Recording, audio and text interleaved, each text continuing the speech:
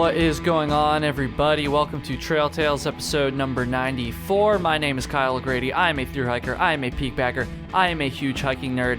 And every single week on this podcast, I chat with other hiking nerds about their experiences on the trail, blah, blah, blah, blah. Philip Carcia is our guest this week. He's back for, I think, like his 5th episode, something like that.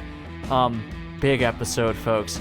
Big episode because Philip has gone on to accomplish some pretty gnarly stuff since the last time we talked, certainly since he completed the single year grid in the White Mountains. So you gotta just tune in to hear all about it. I'm not even gonna spoil anything. I will just say it was a great conversation. Philip is a very popular guest for this podcast, and I am very thankful that he was willing to give me so much of his time. So thank you, Philip. Let's do it again soon. Real quick before we get into the episode here, if you haven't followed me on Instagram yet, what are you doing? Like, why haven't you done that yet? Oh, I don't have Instagram? Well, I don't care. Make an Instagram and go follow me at Kyle Hates Hiking, and check out my YouTube channel if you haven't already while you are at it, also called Kyle Hates Hiking. Now, let's say you listen to this show week after week and you're thinking, how can I give back to Trail Tales? How can I give back for all this amazing content that Kyle gives me every single week? Well, first of all, thank you. I don't think there's that many people actually thinking that, but if you are thinking that and you want to help support the show, please go to patreon.com/trailtales. You'll get a little bit of bonus content. You'll get invited to a monthly video chat with myself and a bunch of other hiking nerds. I love doing those video chats. It's basically taught me how to use Zoom. You'll also get some stickers and the satisfaction of knowing that you are helping to support your favorite content. So once again, patreon.com/trailtales. Please go check it out. That would be awesome. You can also just leave a 5-star review for the show on whatever your podcast app is. iTunes, Apple Podcasts, certainly included. That would be really, really awesome as well. I love reading 5-star reviews. I read all of them, folks. I read all of them, and they are great. So please go do that. Lastly, but certainly not leastly, as I like to say, this week's sponsor is CS Instant Coffee, and it's very fitting because it's getting pretty damn cold, at least where I am here in Vermont, and so hot coffee, that's like the best thing to think about when you're freezing cold, obviously. And CS Instant Coffee is the best instant coffee to go with for your backpacking adventures as the weather gets a lot colder. So let me tell you a little bit about instant coffee. 99.9% of it sucks. CS Instant Coffee is the major exception to that rule because, you know, instant coffee just has this stigma surrounding it that it's just gross and just tastes like mud or whatever. I don't even know. But, you know, everyone thinks instant coffee sucks, okay? And to be honest with you, most instant coffee does suck, as I just established. But CS Instant Coffee is working to break that stigma because their instant coffee is very, very awesome. It is as good as a normal cup of coffee. And I know that might be kind of an underwhelming sell at first glance, right? Like, oh, just as good as a normal coffee. Why isn't he saying it's better?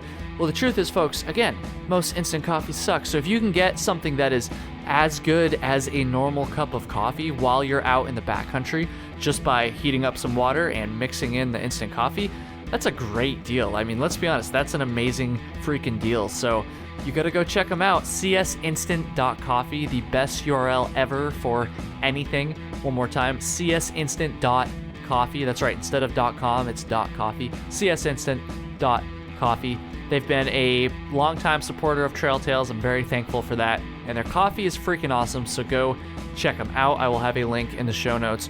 Folks, we're going to do it. We're going to keep this one short. Let's get into the episode number 94 with the legend himself, Philip Carcia.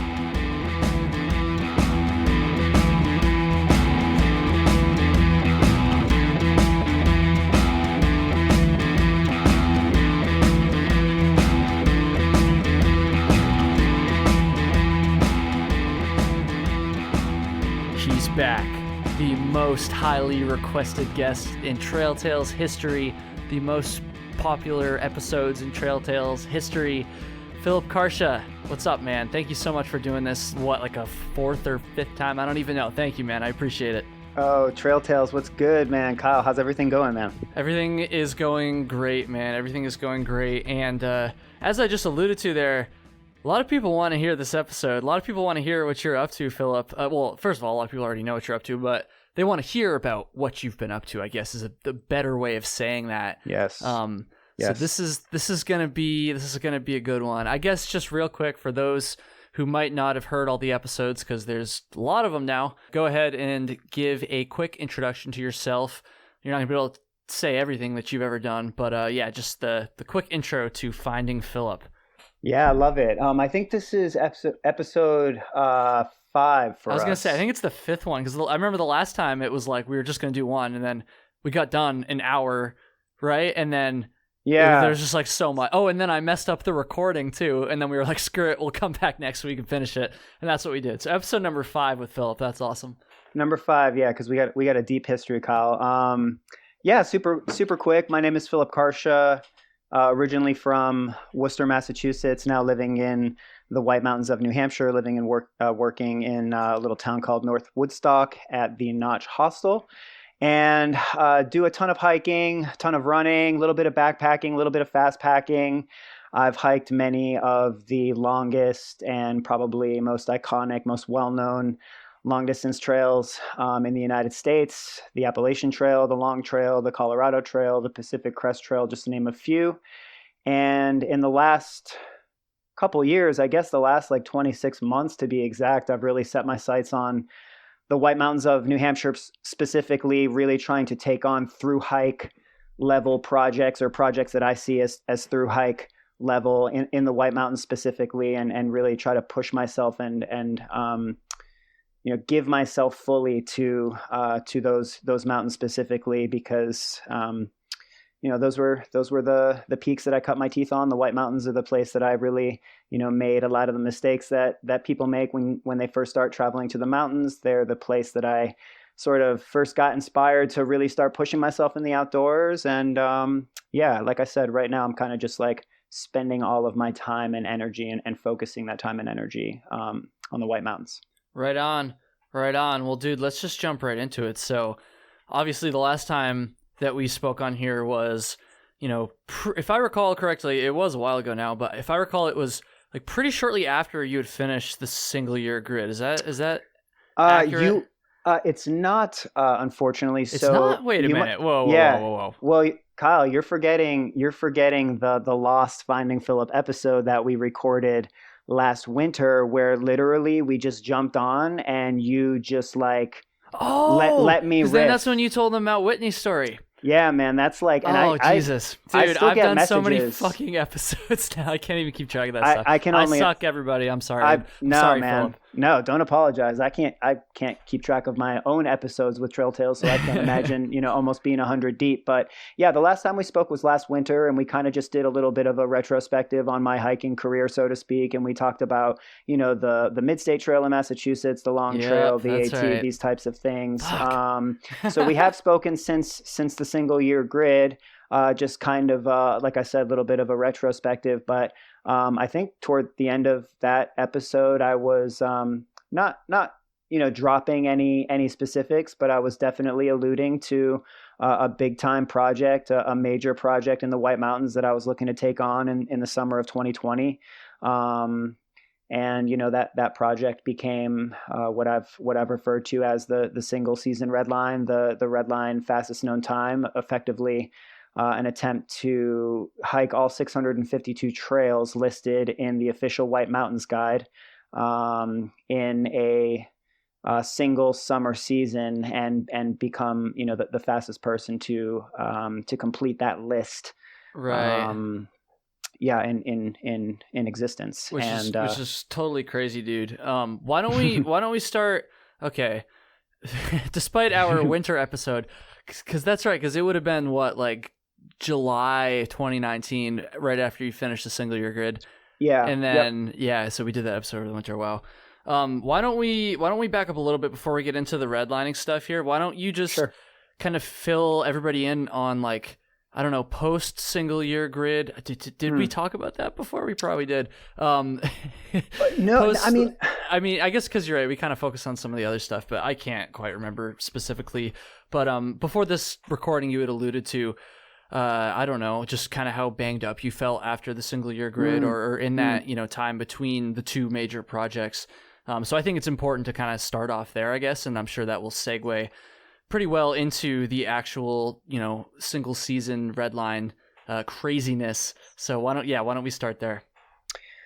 Yeah, I love it, man. A lot of people don't realize this primarily because it's not something that I've spoken on much publicly. But when I finished the single year grid, when I finished climbing all 48 4,000 footers every month for 12 consecutive months, that last month of the grid being the 6.5 day diuretisima, I was just in super rough shape. I mean, I was totally exhausted. My feet were ballooned up. My feet were blistered. I had the exhaustion and the weight of a year-long project on my shoulders, and I was just, maxed out in that capacity. But I also made a little bit of a mistake during that last round, in that I ended up hiking the White Mountain diuretisima. I ended up hiking this through hike of the White Mountain 48 in 6.5 days without proper support in my shoes. So I've got really flat feet, and I need pretty serious arch support to keep my feet healthy and doing their thing. And for whatever reason, I did not start out with the proper support in my shoes, and continued for the rest of that round, that last 12th round, without support in my shoes, and my ankles paid dearly from that experience. To make a long story short, I ended up developing a pretty severe case of something called posterior tibial tendinitis. I hope I'm pronouncing that right. I may not be. But it's effectively, when your feet don't have enough support in the arches. And so your posterior tibial tendon, which stretches from your calf down underneath your ankle and into the bottom of your foot and your arch, it's got to work double or triple time to try to keep your foot aligned and your foot upright. And doing 220 miles and 50 or 60 or 70,000 feet of elevation gain after working my ass off for an entire year on the single year grid, my ankles were just like, nope, no more. They were screaming. And for the better part of the time in between the single year grid and the beginning of the single season Redline, so let's say from about September-ish, October 2019 to really like early June 2020, I was feeling lingering effects from... Really? So almost a full year, huh? Absolutely, man. I mean, I remember getting off Moosilauke in late October 2019 after I finished the Redline. This is several months after I finished the Redline. Super quick 8-mile hike. This is not an exaggeration, man. I felt like somebody had literally been beating on my legs with a baseball bat repeatedly for like an hour. Well, I'm kind of glad you're sharing this, honestly, because I feel like it's so easy sometimes for people to just assume that people that do these like crazy projects and stuff, or even just a normal through hike for that matter, are like superhumans, right? So it's kind of nice to hear like, no, I can't just go out and, I can go out and just do this, but, I have to work for it. My body definitely takes a toll. Not that it's nice to hear that you're hurting, obviously, but it's like shit. Even finding Philip is human after all, as it turns out. Well, and that's why I like to share these stories, because sometimes people have the tendency to put you up on a little bit of an impossible pedestal and put you up on this, up in this place where, they think you're inhuman or you're immortal or whatever, these ridiculous terms that they use. But the reality is, man, is that, I've said this from the jump, I'm a very average hiker. Most of the hiking that I do is very pedestrian, very middle of the pack. With the exception of these big projects. And like, yeah, absolutely. I've got a ton of base mileage. I've got a ton of experience, but I'm not above getting injured. And in this particular case, my body really got injured to the point where, a few months out from the project, I was in deep pain while I was hiking throughout that winter. I got through most of all 48 4,000 footers. Again, that winter, it wasn't something I was specifically working on, but every single hike that I did, man, I was in pain, that winter and into that spring. And why didn't you let your body just like recover for a while and just like not hike for a couple months? Because you're addicted to that shit, bro. Well, I mean, come on. Obviously, I'm addicted to it. I feel that, man. I feel that. I've got some little lingering things I know I should probably rest up for, but I can't bring myself to stay off the trail for more than a couple days either, honestly. Well, yes, and it absolutely is that, and I would never deny that, Kyle. I mean, this is a life practice. And anybody who has a life practice of any kind knows that if suddenly they can't do that, there are problems. There's things that kind of come up. It doesn't necessarily sit well with an individual. But that being said, I also believe that like the body has this capacity to kind of heal and recover while it's moving. I wasn't like going out and like smashing miles. I wasn't hiking aggressively. Most of those hikes were very chill, like half day pursuits. But my body had just been under such a great amount of stress that even giving it that amount of rest, because I was giving it a pretty significant amount of rest. I mean, there were plenty of weeks over the winter where I wasn't, hiking at all, or just going out for, 10 or 15 miles. But I didn't want to get so out of the game physically or psychologically that it created, more problems trying to get back into shape in the spring, assuming that I was going to be able to attempt the Redline, which I guess that's true, because if you had this like really ambitious goal in mind, it wasn't really like you had much time to, retrain from scratch, I guess. So that makes sense. Definitely. It was, that was a big reason why I wanted to do these two projects back to back, these two massive, the two projects that I feel like represent, the biggest, most iconic, list-based projects in the whites. I wanted to do them both, in a single year, in a single season, back to back, primarily because there's not a lot of breathing room. The actual execution is insane. The schedule for the hiking itself is insane. And then when you take into consideration that you have less than a year to recover, retrain, and then prepare for the next trip, I mean, it's just like, yeah, that was very scary. There was a big feeling to that, but I also knew that was something that drew me in because, again, didn't want to cut corners with these things. I really wanted it to be as challenging as possible. Did your body finally start to feel a little bit better once, right before the project started, or into the beginning of the project? Yeah, so I would say sometime maybe like April-ish, by the time all the snow got out of the hills, in the White Mountains and the surrounding area, by the time I was really like off snow, able to train on some super soft dirt.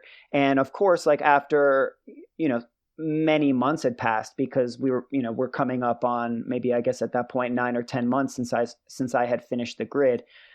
So my body absolutely had a lot of time at that point to really recover and rest and slowly work itself back. But I remember, man, getting to the point, like I said, April, early May, being like, Phil, you're going to be out having an average, 15 to 20 to 25 miles a day every single day for 90-ish days here coming up. You need to make sure that your body is at least in that mode where it has a shot of putting that mileage in, and not getting injured. And so, even when I first started training, for the single year grid, that those last 6 weeks before I started, before I was going to get started, very short period of time, I was going out doing like maybe 30 miles a week, maybe 35, 40 miles a week, very, very modest mileage, maybe 5,000 feet to 8,000 feet of vertical. I was still feeling it, man. My ankles were still sore to a certain degree, but it felt, I had enough confidence in those efforts, even though I knew that I'd be,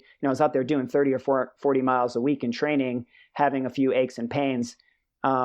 I knew that I was going to have to average like 140 miles a week when I was actually executing the project. I mean, I wasn't quite sure that the body was going to be able to handle it, but I felt like there were small, notable improvements that improved my confidence, at least, that like, okay, hey, we should step up to the plate here. We should at least give this a fighting shot and see how the body responds and see what the body does. And so, Yeah, probably about a week before I started. This is halfway through June, maybe the 15th of June, 16th of June. I stopped training altogether, just got off my feet, really rested up, rolled my legs, made final preparations, and really was just hoping, man, that like I was as strong of a hiker as I thought I was, that my body did have this base mileage that I could fall back on from all of those through hikes that I listed at the beginning of this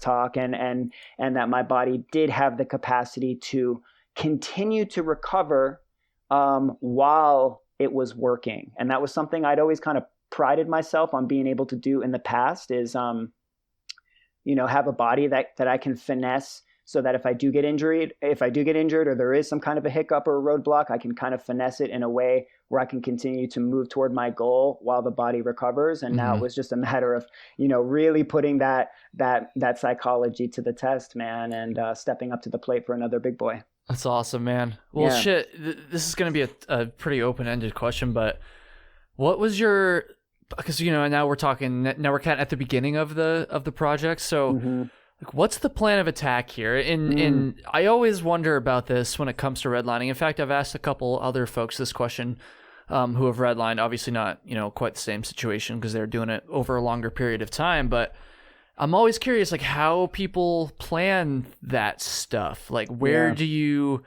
even start for planning a single season, like, redlining thing? That's fucking nuts. Yeah, I've been looking forward to addressing this, just because there's been a lot of people who have like reached out and asked, like, Phil, what's your planning process for this? Like, how did you approach this? What techniques did you use? What mechanisms did you use? And like, the first bomb that I'm going to drop for everybody. Oh boy. Is that like, I hiked 1,950 miles out there. The mileage of the Redline clean is 1,470. But with all of the backtracking that I did, I hiked 1,950 miles, and that was with over 500,000 feet of vertical, 545,000 feet. Christ, I thought my 400 miles this summer was impressive. Yeah, man. So we were working for it. But that being said, man, when I stepped up to the plate on June 21st, 2020, I only had 200 miles planned out. Really? So so was it almost like a through hike where it's like your goal is to hike, from Mexico to Canada, but like obviously you're not planning, where you're going to be in Oregon when you're first starting in California. Was it kind of like that, I guess? I thought it was going to be like that, Kyle, and that's where I really started making some of the most fundamental mistakes of the project, because what I thought that I was going to be able to do, given all of my backpacking and through hiking and long distance experience, was I thought I was going to be able to rely on my physical prowess to get me through this project. So I knew that the White Mountain Trail Network looked like, a pot of spaghetti thrown on a wall. That's the best way to describe it. I mean, like, yeah, come on. That's awesome. It looks insane. I knew that the network was very complex. I knew that the network was, vast and sprinkled with these 1 or 2 or 3 mile out and back trails, throughout the main network. But I thought at the end of the day, no matter how complicated, no matter how logistically complex, no matter how little planning I had done going into it. Again, 200 out of the nearly 2,000 miles were all I had mapped out on paper. I thought that I was going to be able to flex super hard, rely on my physical prowess. I knew that I had 30s, 35s, 40s, 45s if I needed them to really, catch up if I needed to. And the reality of the situation, man, is that is probably the absolute worst possible way that one can that one can approach something like, a single season redline, because this is the scenario that I found myself in. So I planned those 200 miles out. I used a bunch of different resources, had a bunch of different people kind of help me. Rebecca Sperry, who's a very well-known redliner. She goes by the trail name Sockton Hikes. She created. She's a previous guest on the show, which I listened to that episode and Philip's episode and Mike's episode multiple times while I was out on the Redline. It was very very meta, as they say. Oh, okay. And Yeah, man, she was super generous. She gave me a digital copy of her Bible that she sort of researched and put together for her single year red line. So I was able to kind of look at the way that she planned out her routes, you know what I mean, and see how she organized everything. And it's like, she and I had two completely different time frames. I mean, she was doing hers in 365 days. I was doing mine in what I hope to be about 93. So I was hiking sometimes 2 or 3 or 4 times the mileage she was, Right. but it was super helpful, man, to just like have this extremely dialed, extremely organized individual, gift me this digital set of maps and of spreadsheets, and to be able to really get inside her mind and see like, oh, okay, she's doing this, and this is how she's finessing this, and maybe this works for me a little bit, maybe this doesn't work for me at all. But the reality is that like after those 200 miles ran out, after I had kind of referenced Sockdin's Bible, after I had referenced the AMC maps, after I had referenced, of course, the guidebook itself, after those 200 miles ran out, man, it was just a nightmare. It was a never-ending attempt to get days planned, get days executed, figure out where trailheads were, figure out where trail junctions were, figure out where you were on the trail, figure out if you've gotten everything you need.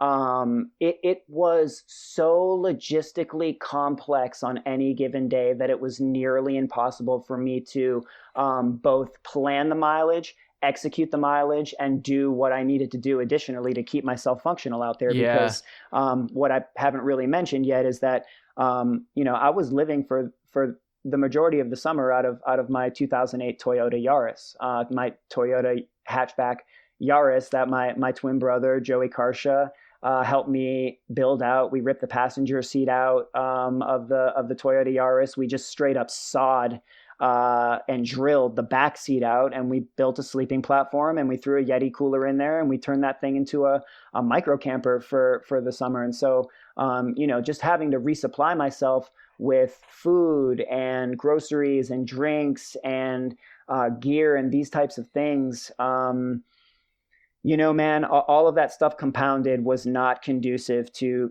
getting through these miles and getting through these trails as quickly as possible and effectively because of that lack of planning, because I thought that I could just finesse this from a physical standpoint, because I thought that I could go out there with a few weeks of the project plan and then just kind of wing the rest. It was because of all that, man, that ultimately I ended up coming in a little over 5 days short of my goal. So about 5 days after the official summer season had ended. And really, Kyle, like, a lot of people don't realize this either. They say, oh, Phil, well, you came super close. You got the fastest known time, took over 3 months off the fastest known time. You came super close. People don't realize I shouldn't even have come that close, man. You don't think so? Oh no. When I hit a month out from the end of the project, a month out, 30 days from the start of fall, I was at like 58% of the red line. Oh shit.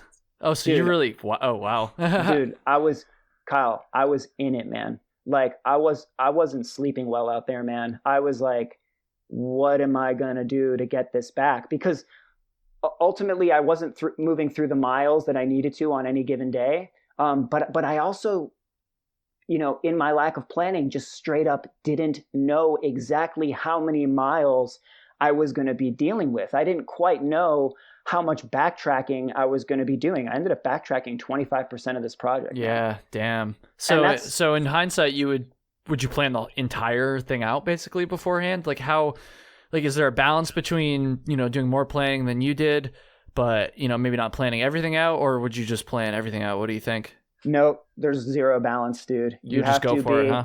If you're looking to do this in the fastest known time, if you're looking to do this in a single season, a calendar single summer season, because people like outside the Northeast hiking community, of course, they'll look at this in a very general sense and say, oh, you did that in a summer. Oh, you did that in a single season. It's how we look at the AT or the PCT. But in the very nuanced and very nitty gritty white mountain hiking culture, Northeast peak bagging culture, it's like, dude, 5 days off. It's like close but no cigar, man. Great effort, but no cigar. Dude, and so hearing you say all this, like, honestly really makes me realize, I don't know, you did a great job of explaining that, because my original thought there was like, oh, it's like a through hike. You know, you plan the beginning and then you just kind of wing it. But something like this is obviously like so much different than a through hike, right? Because on a through hike, you're just doing one trail. So you basically just need to know, you know, your daily mileage, and that's about it. You'll know whether or not you're on pace based off your daily mileage. But but like you even just said, you didn't even know exactly how much backtracking you were going to have to do. All these intersections, it's got to be like so much more complicated. So I'm glad you explained that, because that you know, that really kind of opened my mind up there after that initial thought I shared. Yes, and I'll just end with this kind of point here. It's like in addition to the backtracking and the mileage and what have you, it's like, okay, you know, some of these trails literally extend up to the Canadian border. So toward the end of the trip, I was on the Canadian border. I hiked the 4th Connecticut Lake Trail. I have a picture of myself with the American flag and the Canadian flag at the Canadian border monument. And, you know, you go up there and you see that you got to hike, you know, 4 or 5 different trails, and they only comprise a total of like 12 miles. And you're like, oh my God, dude, I'm going to be up there smashing through that stuff. And I'm going to be heading back down south for the second half of the day and getting more miles a little bit further south. And it's like, you have no idea how much time it is going to take for you to not only drive up to that part of the state, and I live in North Woodstock, dude. You know what I mean? Like, I'm already pretty far up there. But to drive that far up in the state and then get on 6 to 12 to 15 miles of dirt roads and try to find these trailheads, man, like that is like an all day plus effort. But you don't know that because, number one, you haven't really researched where you're going. And number two, you think that you can just like use your physical capacity once you do get up there. And you end up driving up to the area. And when you think that you're going to be out of there in 6 hours or whatever, half a day, you're sadly mistaken, man, because these roads take time to travel. And it's tough to get cell phone service out there to get like proper directions as you're driving. Once you do get to the trailhead, a lot of times there's no routes on Gaia or on gut hooks to make sure that you are like on your right track and getting to where you need to go. Mm-hmm. And so all of these components take time, and so it becomes more than just saying, okay, I'm going to have a full single season's worth of day hikes planned out, mapped out, dialed in. It also becomes like, okay, well, where do I actually start, and like where do I move down through these different regions so that I'm hitting everything effectively as I move through the national forest, as opposed to hopping from the northernmost section to the southernmost section to the easternmost section, which is something I did as well, man, because it's like, you get a little tired of one area and you want to move to another area. But yeah, man, what I'm trying to say ultimately is that yeah, you could plan all these hikes out beforehand, but I'd even go as far as saying is like, you need to do what I just did once. If you really want to hike this in a single season, if you really want to, lower the time that I've set, you've got to kind of do like, it justifies a summer's worth of recon, man. It would even justify like 2 summers worth of recon, because if I was just out there leisurely moving through the red line, to research a future attempt this summer, I don't think I would have like gone through the hassle of fitting it all in. You don't think so? Dude, even you. But for just a recon trip, like it was 20 miles every day with 0 days off. It was 19.6 mile per day average for 99 days. I didn't take a single 0 day. And I climbed almost 600,000 feet of vertical, man. The grid was 1 million. So I climbed 1 million feet of vertical during the grid in 10 and a half months. And I climbed more than half of that in a 99 day period this summer. I mean, it was crazy. It was fucking grueling, real talk, man. And I hiked. I think I haven't gotten the final percentage here, man, but I'm very confident when I do. I'll have hiked between 94 and 96% of the red line solo. So Oh I was wow. out Okay. there Yeah. yeah, man, like I was out there by myself as well. So I know how much effort now is required to get this thing in, even in a loose summer season, not hitting it, calendar date to calendar date.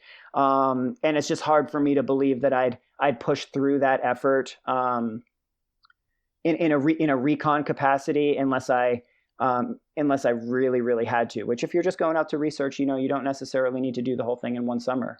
Yeah.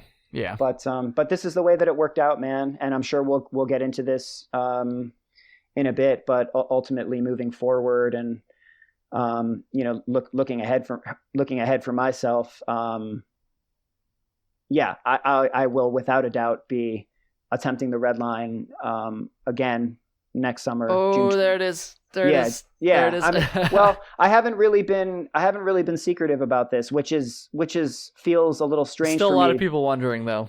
There's I still a think lot of people so. Yeah, I wondering. think so. And you know me, Kyle. Like when we first cut it up about the single year grid, I was in month 8 of a 10 and a half, 11 month project. So I'm not used to just talking a bunch of shit beforehand. I'm not used to letting people in on what my plans are next year. Right now I'm not into or used to any of that stuff. But when you look at when you look at it from a practical standpoint, and also like just me being 36 years old, having been a hiker for 20 years and knowing myself super well, it's just like really the biggest mistake this summer was calling this an attempt and not a recon.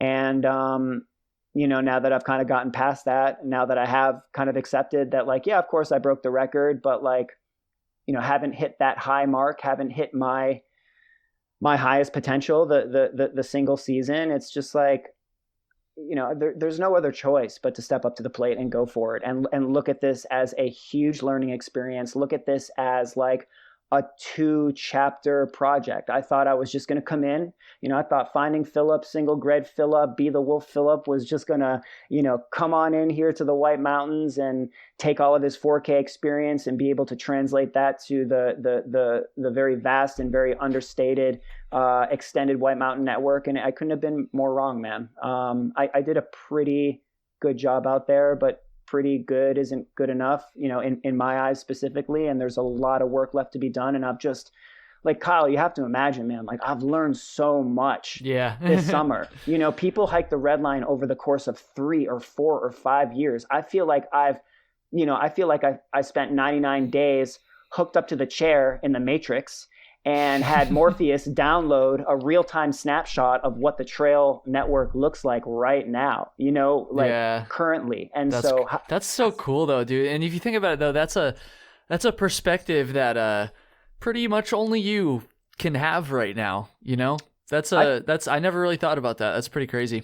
I think so. And also like I take that shit super serious, man. Like that's a pretty unique perspective, to your point. And I don't know, like, do you just sit on that and enjoy the knowing that you have that information, you have that data in your memory bank? Or do you actually step back up to the plate? Do you actually challenge yourself again? Do you actually look in the mirror and say, like, again, you did a good job up there, but you definitely didn't hit your highest potential, and go and try to do better. And I honestly think, man, that I can do so much better. Not even think, I know I can do so much better, because when I finished the red line, it wasn't like finishing the grid, man. Like, no?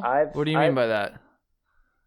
I think especially in those final days of the grid, that Diretissima, just the truly ragged place that I got to over the course of that Diretissima, and of course, like over the course of that whole single year grid, through that crazy ass winter and what have you. I found myself man, I almost hate to admit this, but on some of those days, I found myself wishing away the experience. I found myself wishing that it would be over. I found myself Okay, but there's a difference between wishing away and just wishing it was over, Because I feel like wishing away is, oh, I wish I hadn't done this. But wishing it was over is, okay, I'm glad I did this, but fair, I'd like it to be fair, done. Fair, Just totally. so we're clear. Yeah, fair. Okay, yeah, if you'd like to put that distinction on it, for sure. I mean, I certainly didn't regret anything that I did ever. I've never regret anything I've gone after in the mountains, because I feel like I don't just, throw in hope with my projects. I feel like they're all super intentional. But like, dude, I was pretty desperate for it to be over, man. Which is reasonable, I would say, at the very least. Yeah, totally. And I was tired at the end of the red line. I was mentally exhausted at the end of the red line, because that kind of hiking, man, where you're literally looking at your phone all day, making sure you're on the right trail, looking at your map all day, making sure you're on the right trail, looking at your Strava, making sure you've covered all of the miles that you need to cover in that network. It's just mentally exhausting. But like, I never like remember like wanting it to be over, and certainly not wanting it to be over in any kind of desperate way. I knew that I was so lucky. I mean, this was kind of the dream of the single year grid. Like, I wasn't working. I didn't have to hold down a job. Mm-hmm. I was sharing my experience in real time almost every single day. I was focused on just that one thing. Hiking was my ultimate priority every single day, with very few distractions outside of that. And that's something that I wanted on the single year grid so much. And even though it was really tough, even though I was exhausted, even though I knew, like, without a doubt, this was like unsustainable, I didn't want it to really end, or I wasn't desperate for it to end. And also physically, man, like, I was, again, tired, but like, I wasn't rocked in the way that I was during the single year grid. I was good. I mean, I've put in probably close to 80 miles at this point since I've finished the red line. And really, for the most part, aside from still wanting to catch up on some sleep, and feeling really sleepy when I wake up in the mornings, like, my body's good, man. Like, my body is... That's good to hear. Yeah, it's rocking. So, I'm almost surprised, because I feel like, I don't know this for sure, obviously, but I feel like, I don't know, wouldn't a longer, more sustained, but lower, I don't know, like...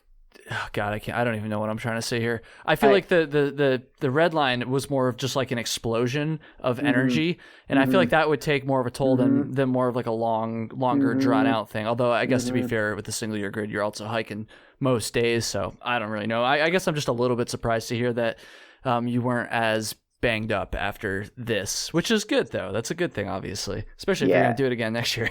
Yeah, and that's kind of I think there's a lot of contributing factors to what you've just described. Because yes, you would think a longer effort with lower volume and intensity versus a shorter effort with higher volume and intensity, would be less likely to injure you than something like what I just described, something like the red line. You just said that much more eloquently than I was attempting to. I got your back, Kyle. Don't worry. At least I did it good enough that you knew what I meant. Yeah, because I've thought about this quite a bit. Like, out there, you're like, man, why am I feeling so good right now? I'm literally like, just again, for some additional context, I mean, on the single year grid, on any given week, I was putting somewhere between, on a low end, let's say 45 to 50 miles, on a high end, probably like 70 to 80 miles on the single year grid. And that was going to be with anywhere from 10 to 20,000 feet of vertical. Mm-hmm. On the single season red line, I was consistently averaging over 140 miles a week, with anywhere from like 30 to 40, sometimes 50 plus thousand vertical feet a week. So it was two very different experiences in terms of volume and intensity. And I was running a lot of that as well. Okay. Because, you're off the 4K network, a lot of the trails, even though you are getting that crazy vertical, again, 545,000 feet, for the red line. A lot of that, are in like a little bit lower lying trails, a little bit softer trails, not so rocky, not so rooty, more conducive to actually running, even though they still have strong vertical gain. Yeah, man. I mean, you would think that the single year grid would be less likely to injure me than the single season red line, but the reality is that my diet was completely different. First and foremost, Okay. so I stopped consuming meat late March 2020. Stopped consuming the processed foods and the primary sources of like refined sugar that I had been consuming, especially during the single year grid, because I was just in hiker trash food mode during that thing, man, Yeah. on such a budget. Tony's Pizzas. We've talked about this on your show, man. Like, when you can get 1,200 calories for $3, in a Tony's Pizza from the dollar store, it's hard to turn that down when you're on a budget. But Absolutely. yeah, man, a lot of plant-based foods, a lot of nuts, a lot of seeds, a lot of fruits, a lot of veggies, consistently with the training leading up to the red line, and also 100% through the entire red line execution. Like I did that on no meat whatsoever. So I was eating really well, and I know that I was putting really, really, really good stuff in my body, and that was a big difference. Also, like on the single year grid, I spent so much of that hiking with other people.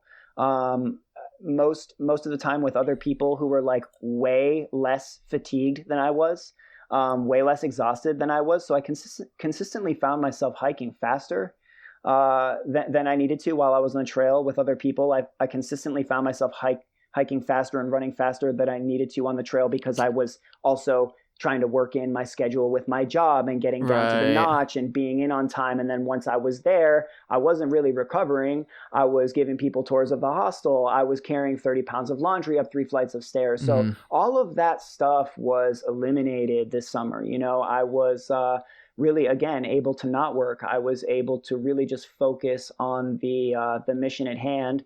And so, my entire summer was me hiking alone at my own pace, pushing when I felt good, holding back when I felt poor, filling my body with whole nutritious foods, sleeping not consistently great, but certainly getting more sleep probably than I was at certain periods of time during the single year grid.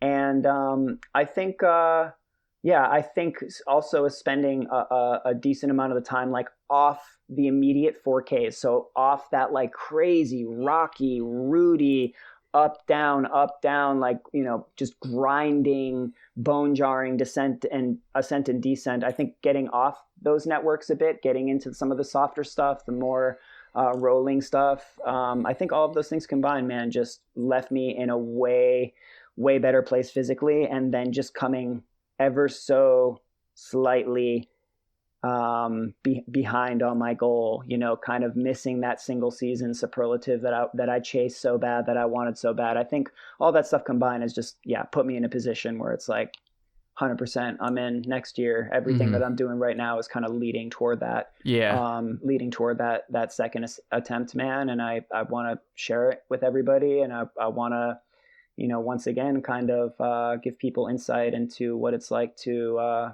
give yourself fully, this term that I use so much, give yourself fully to a mountain-based project in the Northeast.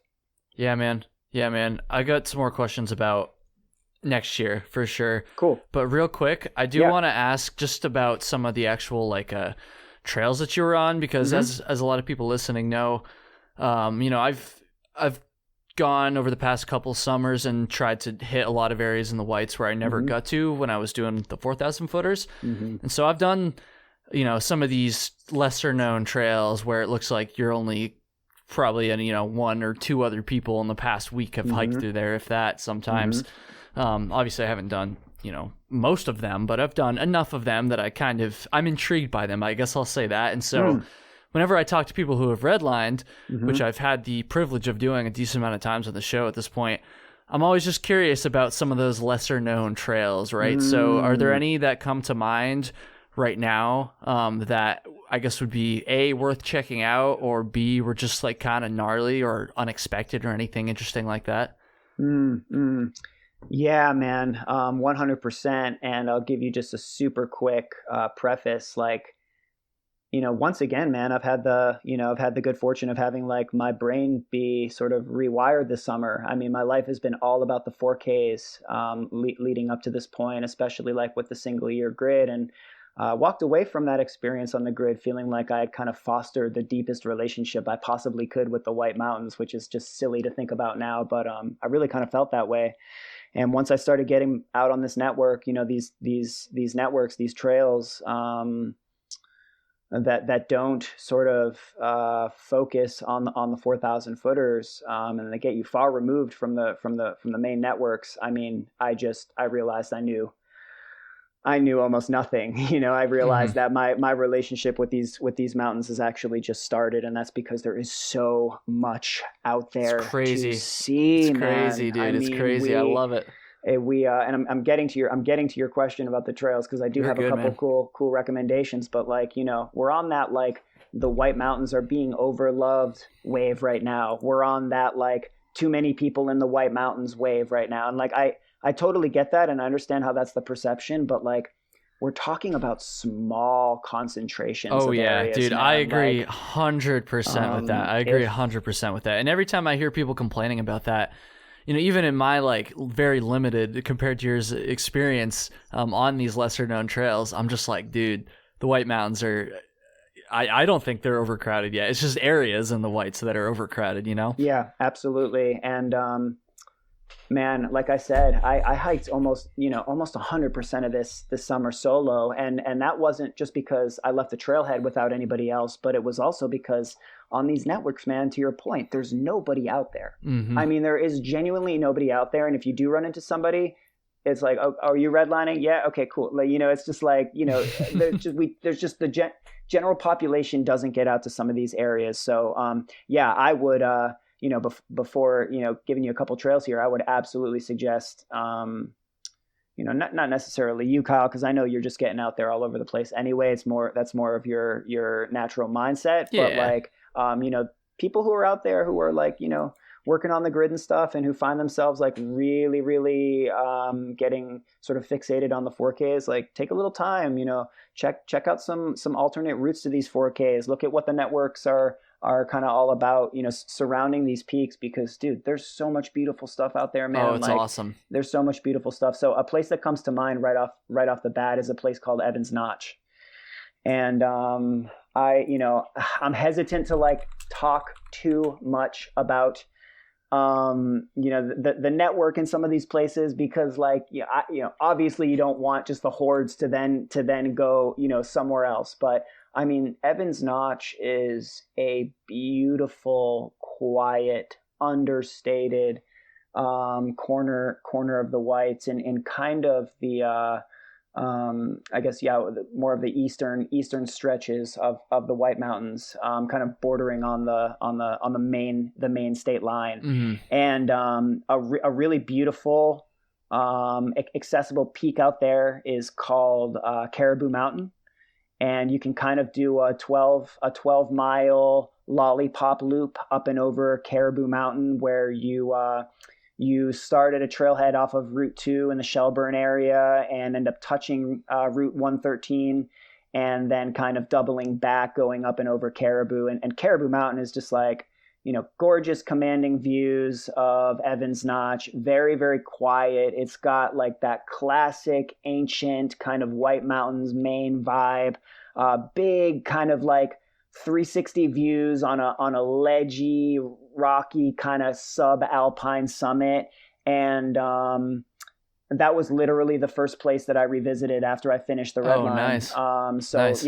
Just like, damn, where do I go now? Like I have hit, open up the White Mountain Guide and put my finger on a page and look down on it. And it's like, I've been there now. So like, where do I go? What place really speaks to me? And Caribou Mountain was a place that spoke to me. It's one of the hardest days on the Redline over the summer, but it was a place that definitely spoke to me, and a place that I wanted to return to, and caught the fall foliage out there. So that's super, super dope. And if you look on a map and you kind of branch out and look at the trails around Caribou and around Evans Notch, you really can't go wrong, man. I mean, you cross the road and you're also looking at the Wild River Wilderness, which is an area that I know Philip Warner had brought up. on his episode with you, I believe, which is just a vast and gorgeous wilderness area. I got a chance to fuck around over there a little bit towards the end of the summer. Oh, did you? It was awesome, yeah. Oh, what did you hit up? I did the bald faces, which I'd never done, but then I went further. I went like over them, and then I kind of dipped down, and then did like a little figure eight, just like 3-day like little weekend thing. And started, and then ended up back over by the I guess it was what's that trail called? I don't know, the main one up the bald faces. But I stayed at those 2 campgrounds that are in the Dry River Wilderness. The backcountry ones. I think Blue Brook was one of them. Oh, okay. Yeah. And then I don't remember the name of the other one. I'm trying to find it here on my map. I can't find it. But it's pretty close to that one. And that was awesome, dude. Because again, that was like one of the easternmost part of the Whites. Driving through Evans Notch. Actually, that was like the last part of the Whites I'd never really been to before, or at least more than just briefly. So that was really cool. I loved that area. I'll definitely be back. That's for sure. Yeah, definitely. And before you go out there, like, let's definitely chat, because I could suggest some stuff or just invite myself in on the trip. Hell yeah, man. Get out there with you, dude. But I'll throw out one other area. Actually, like 2 other areas, super quick. The Mahoosuc Traverse, the Mahoosuc kind of ridge area in the Whites north of Gorham. So basically from Hayes Mountain all the way out to Old Speck, which is in Grafton Notch. That whole stretch again is absolutely incredible. That's fucking brutal, dude. I remember that brutal. Shit. Yeah, it's brutal. It's on the AT, and the reason why I was vibing on it so hard in part was because I hadn't been out there for 12 years since I threw the Appalachian Trail. Like I hadn't been into Mahoosuc Notch for 12 years. So a lot of this stuff was like ultra nostalgic. Felt like I was seeing, the Whites for the first time, even though these were places that technically I had gone through before. But also, like, what I will mention is the trails that branch off of the main Mahoosuc Traverse. So like the Speck Pond Trail, and there's also another trail that I'm going to mention here that I really would recommend anybody who's listening to go and check out. These trails are incredible as well, Kyle. Like, they're even the Mahoosuc Traverse is traveled by a bunch of AT hikers, so it gets a lot of traffic, especially during the summer. But like the trails leading up to it are very quiet. The drive in on like a road like Success Pond Road, which leads from the town of Berlin. Super beautiful, quiet, dirt roads, and then the trails leading up to the main ridge are also beautiful. The Wright Trail, and that's spelled Wright. I would say of like the stunners of the summer for me, the unknown stunners. So like the stunners, like the trails that are like, top tier in my opinion that I'd never even heard of or been on. I would say that's like a top 5 for me. Nice. The Wright Trail, Wright. That'll lead you up to the Goose Eye area on the Mahoosuc Ridge. Yep. And that's just that whole network, if you guys are looking for stuff to explore in there. And then lastly, a region which is referred to in the Redline, tab, or in the White Mountain Guide as well, as like the northern New Hampshire region. So this area that's kind of like up on the Canadian border is just ultra beautiful, man. And I would recommend people go up there and hit stuff that's on the red line, hit stuff that's not on the red line. The Coas Trail goes up there, and there's parts of the Coas Trail that are on the red line as well. But go up there, check out Sugarloaf Mountain. That's beautiful. Go out and check out Fourth Connecticut Lake. That's pretty, right on the Canadian border. You don't need a passport or anything to go over. Don't need to check in with anybody. And also, go and just like check out the towns up there, man. Go and kind of like drive around these back roads, because that was like this really unexpected benefit and unexpected sort of quality of the red line as well. It's like, yeah, of course the hiking, but the roads that you have to take and the neighborhoods and the villages and the little settlements that you have to cut through to get to some of these places, Kyle, like that is so much a part of the experience, man. Like having the sun come up in the morning and you're seeing these little houses nestled in the valley amongst the fog, and they've all got their wood stoves burning, and you got people out, cutting wood or tending to their garden, and you're seeing how people are like really living out there, and that's like got a value and a quality to it that I didn't necessarily find too much hiking the 4Ks. Yeah. But it was definitely prevalent out there. And the further you go off the map in some of these places, especially a place like Evans Notch, especially a place like, Fourth Connecticut Lake or McGalloway Mountain, which is on the 52 with a view, which is up in the northern reaches. That was a sick, sick mountain that people should check out. Just the roads getting in there are insane. You're seeing a whole other part of the experience, man. And I love that. The longer I hike, the deeper I get into this whole thing, I'm just interested in like new. How do we go deeper? How do we see more? How do we experience different things that we haven't, previously? And this was absolutely part of it, man. And that it also makes it very easy to say to you, like, yeah, I'm definitely going back. That's awesome, man. I've never really been up further north in New Hampshire than the Whites, so I definitely want to get up there and check out. I've heard about Fourth Connecticut Lake and all that stuff before too. That's awesome. It's awesome. Dude, we're getting towards the end here, but we still got time for a story. Okay. Cool. We might have to do another episode. We will definitely do another episode sometime. Down. We will definitely do one. But for now, I'm sure it's going to be tough to pick, or maybe it won't be to pick a story. But I'd like to hear any story from your single season Redline attempt, successful FKT attempt, all that stuff. Yeah, I was like mulling this over today, man, and it was like really, really hard for me to pick one in particular, because there's a couple different stories that really have a little bit of a interesting vibe to them, interesting kind of experiences and interactions with people. But ultimately, I'm going to tell you a really quick story. This was a day that I was up in the presidential range, and there's no real climax or anything to this story, no real crescendo, but it just ended up being one of the most memorable days on the trip for me for a few different reasons. You'll kind of see why I think just the whole of the experience kind of stood out for me. So first and foremost, started heading up into the northern presidentials probably around like 1 p.m. And that was a really late start for me.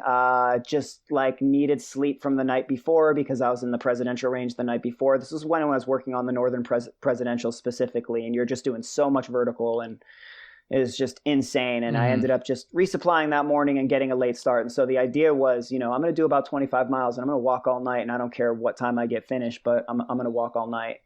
And ended up climbing up to the Israel Ridge Trail. Ended up seeing some storms coming in, and ended up getting effectively like dumped on as this rain wall passed through the northern presidentials. And I was right at tree line. It was really chilly. It was raining pretty hard for probably like 15 minutes. I was able to duck underneath some like low vegetation and get out of most of it. But it's just like, okay, this is going to be a long night.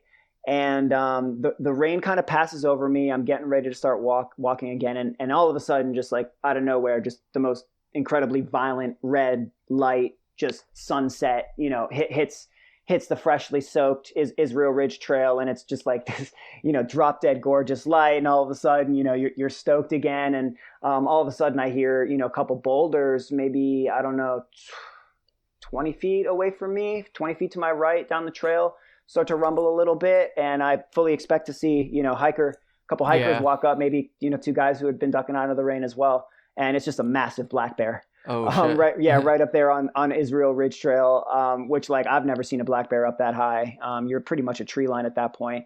And I'm like, holy shit. And it doesn't even look over. It doesn't acknowledge me, emerges from the vegetation, walks across the trail, and then like Field of Dreams style, emerges into the vegetation across the other side and disappears. And I'm like, okay, this is trippy. This is kind of a weird night. Yeah.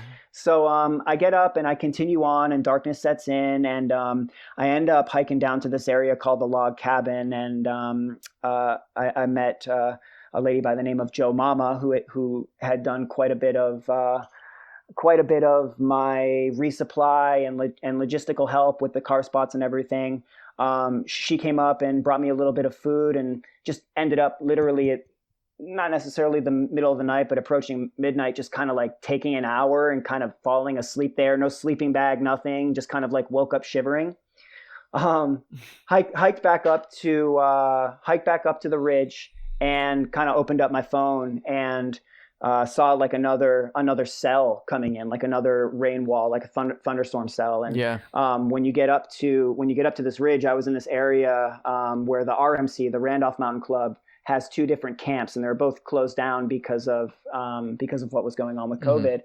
And get up to the first camp and get some water. And as I'm traversing over to the second camp, just this insane deluge. I mean, just like some of the hardest rain you can imagine. And it's pretty cold, and it's after midnight at this point. It's probably like 1 o'clock, and I'm just like hoofing it over to the other cabin. It's called Gray Knob. And when I get to this cabin, I mean, like, there's just no way I'm getting up, getting onto the porch, getting out of the rain, and it's continuing to pour. It's probably like 2 o'clock now, and the cabin is like, again, boarded up, locked up or whatever. And all of a sudden I hear someone inside the cabin shift around and start coming down the stairs. And I was like, this is, this isn't going to be good. And I just hear like a hard knock on the door behind me. I was like right next to the door. And this guy, I'm assuming like a caretaker, is like, who's out there? And like, there's no one else around. I've been out all night. Like, the rain's pouring. Like, I'm not saying it was like eerie or anything, but I can only imagine this dude, like, just getting sounds woken kind up. of eerie. Yeah. Yeah. And like, there's there's like a massive rainstorm coming through. It's 2 a.m. Like, there's some rando showing up at your, at the shelter. Like, I don't know. I can understand why he was a little, perhaps perturbed, but I tried to convey to him like, yo, dude, I'm just like getting my stuff together. I'm waiting for this wall of rain to pass. I'm going down to my car after this. Like, no worries. Trying to like tell him like, dude, I'm not a maniac. I'm good. I'm good. Like, there's no worries here. And he just goes, okay, no problem. Please look at the sign. And so like, there's a big sign on the door of the cabin, and I like stand up and I look at the sign. I can kind of hear him walking away from the door and go back upstairs. And on the door, there's like a sign there, some kind of posted note, official posted note from the Forest Service saying like entering the facility during the time of COVID is felony trespassing, and like, you'll be charged to the full extent of the law. And I'm just like, okay, it's time for me to split. Oh, geez. And like, I don't think there was any real intention of like reporting me or anything, but like, you show up in the middle of the night, it's pouring rain out, and someone's on your front porch, and it's just weird times out there right now. And I can totally understand it. So I ended up heading out like in the rain again, and eventually hiking down. And by this time, man, like quite a few hours had passed, because when you're walking through that network, especially in the northern presidentials, especially at night, it's so technical. I mean, there's so many turns, so many half mile, 1/10 of a mile, 2/10 of a mile turns. Oh yeah. You got to really stop and look and make sure that you're getting everything that you need. And by the time the sun had come up, I was within like the last mile of the hike, heading down to the Appalachia parking lot on Route 2. And there's a lot of really cool, like understated, ledgy little trails out there where you have cool views over to like the Randolph Community Forest on the other side of Route 2. And man, the sun was coming up, and it was just like that quintessential, that iconic like New England summer vibe, man, where it's like kind of a muted sunset, misty moisture and fog going through the valley, but no precipitation, really, really warm temps. I didn't even have a shirt on at that point. And yeah, for me, just like sat there, and it was one of those moments, man, where you just take a second to kind of acknowledge like the journey you're on and what you've kind of been through that night, and what you've been through that summer. And I kind of tell that story. I end up getting down in my car and drying out, and Joe Mama had breakfast sandwiches waiting. We were definitely doing things as bougie as we could when we could on the trail, just to keep like the calories coming in and the normalcy there. But it was just one of those moments, man, where it's like, I am so fucking lucky, where it's just like, I'm out here having such wild, 20 years after I started hiking, 18 years after I first started coming to the White Mountains, I am still out here having these wild, challenging, unconventional experiences in the mountain range that I love. And now I'm kind of doing it on a little bit of a bigger scale where people are paying attention and where I'm able to kind of like really make my mark a little bit. And it was just like, this moment of acknowledgement, this moment of gratitude. There was no fall on Mount Whitney. There's no 3 feet of snow up to my neck the last day of the month. It was like a quiet, contemplative moment, man. And it was really just like, again, an acknowledgement of where I kind of was on the journey, and the days after that, and really like so many of the days before that were just like that, unconventional, big surprises around every corner, and just this constant need to push yourself, challenge yourself, and give yourself fully. Awesome, man. I love that. That's such a great way to kind of close this out. Philip Carcia, dude, thank you so much for doing this. I really appreciate it. We're going to have to do another one soon, like I said. Absolutely. Why don't you go ahead and plug your stuff for those who don't know, for the few people out there who don't know, where they can go follow you and all that good stuff. Yeah. If you guys want to see what the process is going to be like, planning for, training for, and executing the second attempt at the single season Redline next summer, you can definitely hit me up on Instagram. So I'm on Instagram at Finding Philip. That's 1L. Also on Facebook. So that's facebook.com/Finding Philip 1L. I've also got a website, findingphilip.com, where you can see my images, buy my images, book me if you would like to hire me to do some public speaking, some Zoom speaking on the single year grid or the single season Redline. All that stuff is available for you. Awesome, man. Awesome. Philip, thank you so much. Thank you to everybody listening. As always, that's going to do it. Until next week, everybody have a good one. Thanks so much, Kyle. Appreciate it, man.